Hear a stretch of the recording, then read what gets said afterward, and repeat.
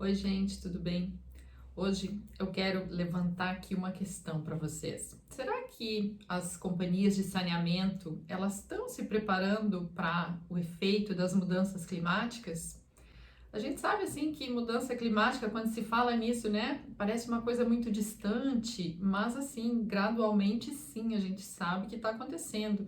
A gente já está percebendo o efeito dessas mudanças, né? A gente tem invernos diferentes, verões diferentes. O problema talvez seja assim que a gente tem, que a gente sabe uma tendência. Olha, existe uma tendência a estar aquecendo, existe uma tendência a mudar o padrão das chuvas, né?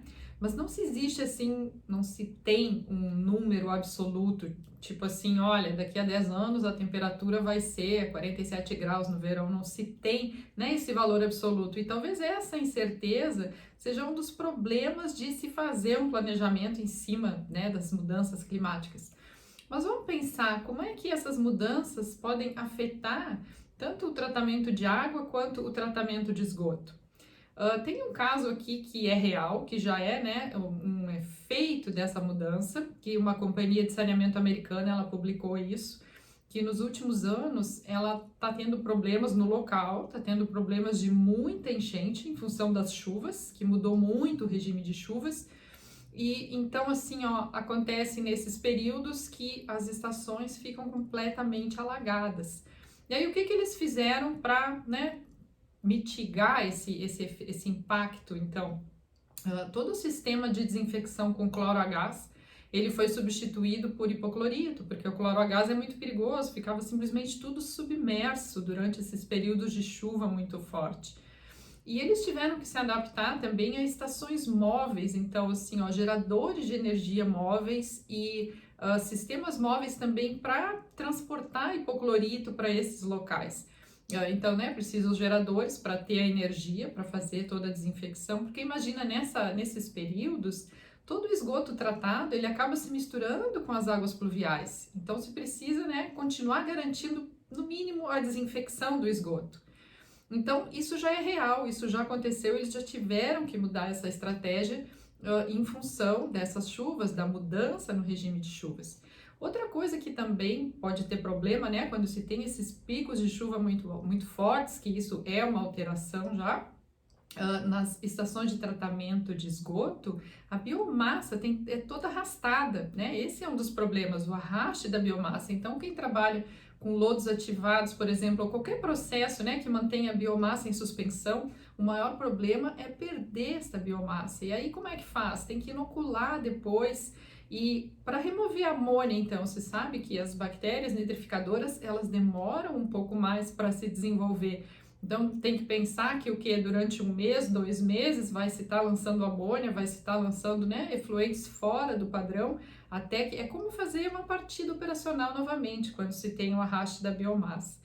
E o que então várias estações também já estão fazendo isso é passar para processos com biofilmes. Então, quando se tem, né, aqueles anéis, aqueles recheios plásticos, que aí a biomassa se desenvolve ali no biofilme, e quando vem essas vazões muito grandes, a perda da biomassa é pequena. Então, isso já é uma alteração que está sendo feita, que, né, nos projetos que já está prevendo isso, os processos estão mudando para evitar esses problemas. E se a gente pensar aí essas enchentes também, geralmente as companhias de saneamento, elas têm uma previsão para enchentes, né? Isso é um dos problemas graves, mas pensa quando isso começa a acontecer frequentemente, quando passa a ser quase uma rotina.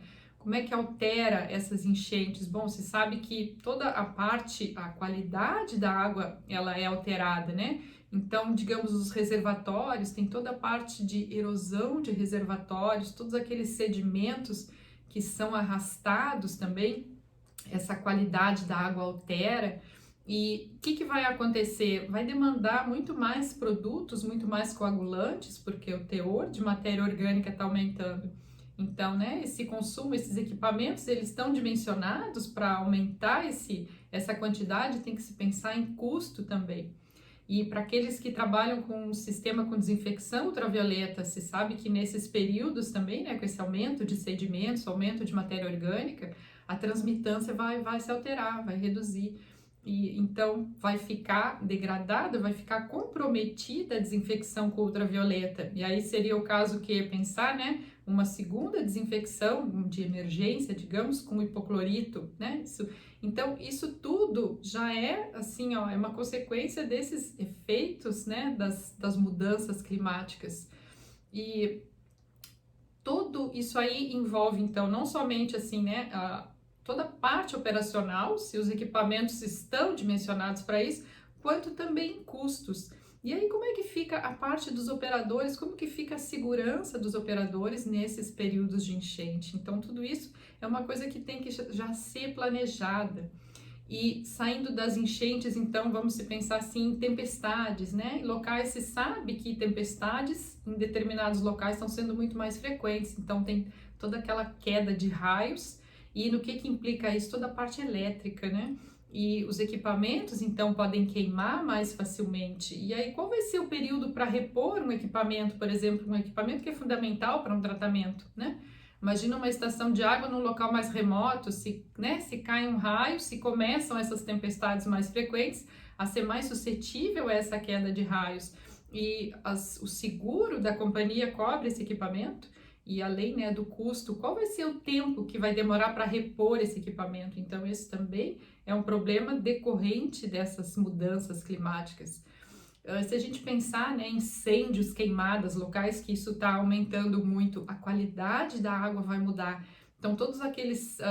vocês sabem, né, quando se faz uma queimada no solo, a terra volta, né, com um teor muito grande, assim, de nutrientes, que aquilo das cinzas, aquilo é liberado, aquilo tem matéria orgânica, então volta aquele solo muito fértil. Então, imagina todas essas cinzas, elas são arrastadas para a água, para os leitos dos rios, e dependendo do local, né, onde está a altura do freático, o freático também pode ser afetado. Então, a mesma coisa, né, tanto na enchente quanto numas queimadas ou nos incêndios, a qualidade da água vai mudar e vai aumentar o teor de matéria orgânica na água, vai aumentar o teor de cinzas também. E as companhias estão preparadas para isso? Aquela água preta, depois de uma queimada, ela pode durar dias, ou ela pode durar semanas, aquela água. Então, assim, ó, vai mudar a quantidade de coagulante, vai mudar todo o sistema de tratamento. E aí a companhia está preparada para isso? Por quanto tempo? Qual é a estratégia que tem, né? E uma outra coisa também que se poderia citar aqui para, né, dessas mudanças climáticas seriam os calores extremos.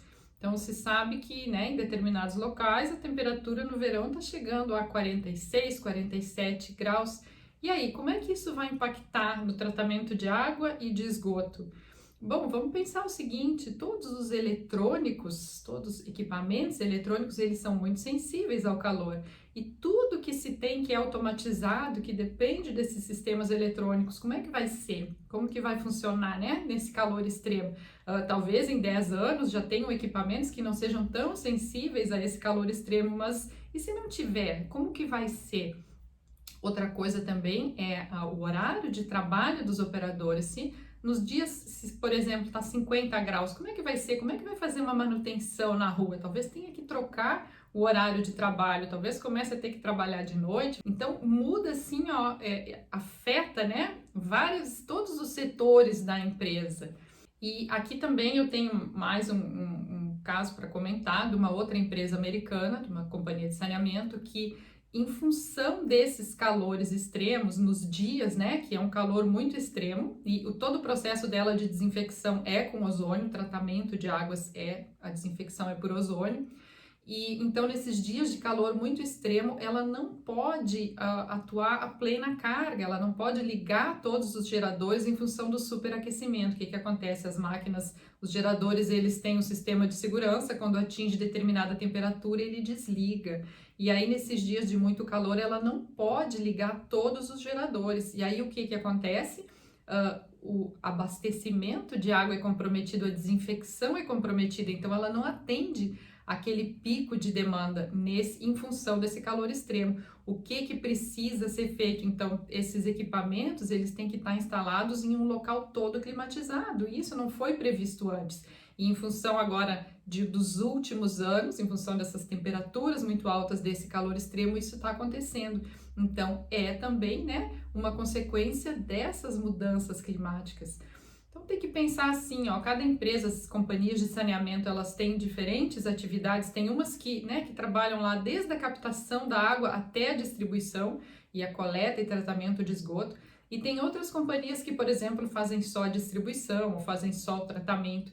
Então, cada companhia de saneamento, ela tem que pensar assim, como que essas mudanças climáticas vão afetar a atividade que ela realiza, seja a distribuição, se ela tem lá estações elevatórias, né, de bombeamento, e como é que faz se essas estações, esses bombeamentos, eles ficarem submersos? Então, talvez tenha que elevar os níveis, né, do sistema de bombeamento, Então, cada empresa, em função da sua atividade, ela deve avaliar, né, como que isso vai impactar as atividades dela e inclui também os funcionários, inclui o pessoal, como que vai ser, como que eles vão trabalhar nesses períodos. E então cabe aqui, né? E outra coisa também é ver assim, ó, essas empresas, como que ela vai estar avaliando esse impacto? É uma coisa muito local, é num município muito pequenininho, ou é num estado, ou é numa bacia hidrográfica? Como que ela vai avaliar esse impacto? Qual é a influência dela, certo? E cabe também dar uma olhada quais são os dados disponíveis que tem de temperatura, de precipitação, de secas, porque o que se sabe de mudança climática é uma coisa muito global, assim, se sabe assim, ó, em determinada região existe uma tendência de redução de chuvas, mas e como é que é? Se sabe que nessas regiões existem microclimas também. Então, eu acho que cabe à companhia começar a avaliar, começar a pesquisar quais são os dados disponíveis para aquele local dela, para ela poder começar a fazer um estudo, para começar a verificar, né, qual é a tendência que está acontecendo ali, porque se fala muito, nossa, a gente, né, percebe, nos últimos verões está muito quente, ou nos últimos verões não choveu nada, e então, assim, realmente fazer uma análise estatística e começar a dar uma olhada para ver aonde isso está levando, né, e como que isso, então, pode começar a ser embutido dentro do planejamento dela no projeto, como nesse projeto de lodos ativados, em vez de fazer, então, não mais um lodos ativados, mas então começar a pensar já num sistema que utilize biofilme para evitar, né, esse arrasto de biomassa. Então, coisas que podem ser feitas, que têm que começar a serem implementadas. E aí também se comparar com o seguinte, qual é o custo de não fazer nada? O que vai acontecer daqui a 10 anos ou 20 anos se nada for planejado, se nada foi feito? Qual vai ser o custo disso?